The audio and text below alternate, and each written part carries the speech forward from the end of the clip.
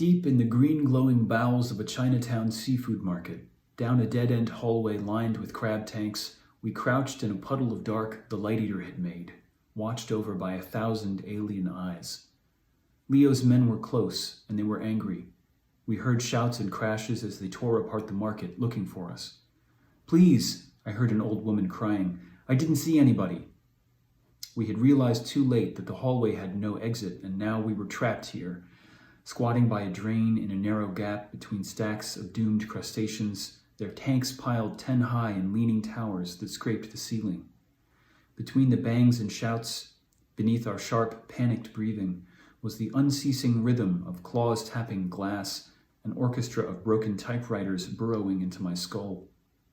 At least it would mask the sound of our breathing.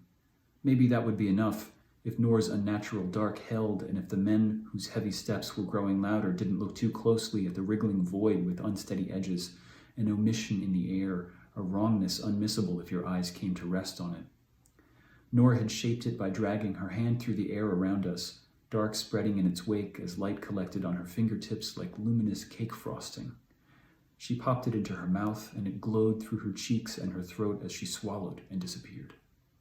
It was Noor they wanted, but they would have happily taken me too, if only to shoot me.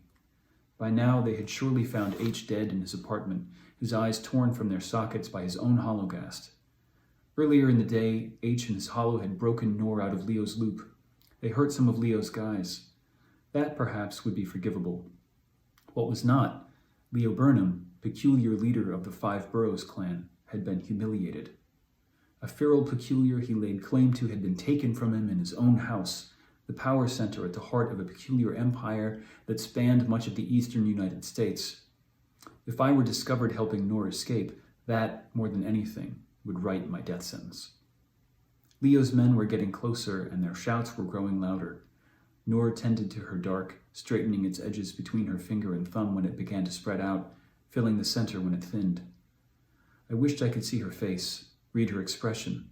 I wanted to know what she was thinking, how she was holding up. It was hard to imagine someone so new to this world enduring all this without cracking.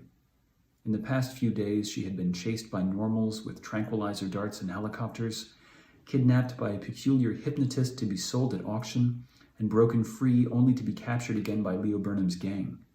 She'd spent days in a cell in Leo's headquarters, then been sleep-dusted in the course of her great escape with H, only to awake in his apartment to find him dead on the floor, the gruesome shock of which had sent a warhead of concentrated light erupting from her like a fireball, one that nearly took off my head.